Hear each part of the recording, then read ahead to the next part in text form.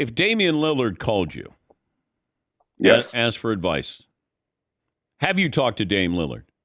I have not talked to Okay. Damian Lillard. If he reached out and said, we just got another younger guy. We keep getting younger. I'm getting older. I'm not going to be playing in big games.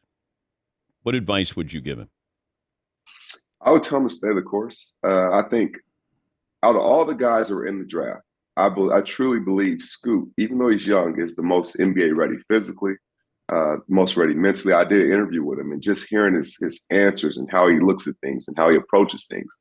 And I asked him, I said, so you, at 17 years old, your parents sent you across country. I said, that's a kudos to you and them, that they trust you enough to go there and that you're ready for that. Right. But so if I'm Dame, I'm saying, you know what? I'm going to give this young kid a chance.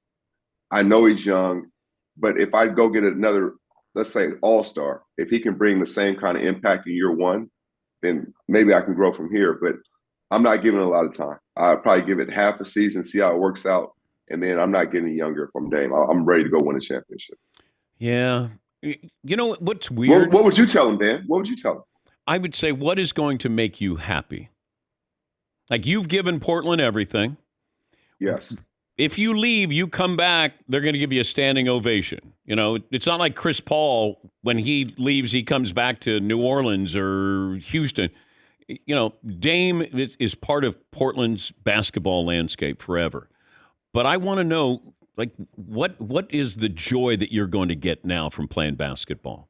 And where are you going to get that joy? Because he can get 30 a night, but so what? I'd rather he got 25 and they were meaningful games. And that America got, remember we fell in love with him because we got to see him on a big stage and he hit big shots? Yes. You know, I feel bad. It's like Mike Trout playing baseball. He got 3 playoff games against Kansas City, hadn't played in any playoff games since then. But Dan, is the ultimate win for him to say, you know what, I'm going to be viewed when this is all said and done like a Dirk, like a Steph Curry. In a league where it's such change that I'm the one pillar. I have an opportunity to be the best player to ever play here, and I stayed here my whole career. Yeah, but they build around Steph, and they build around Dirk.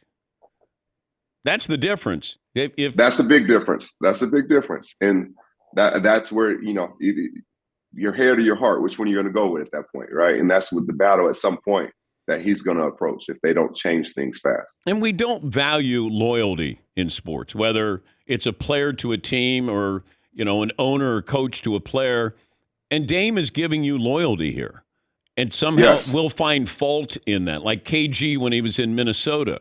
It's like, dude, you know, you got to get out. He should have left 3 years before, right? That's what we'll be saying at the time. Yeah. Yeah, it's a tough one. It's a tough one.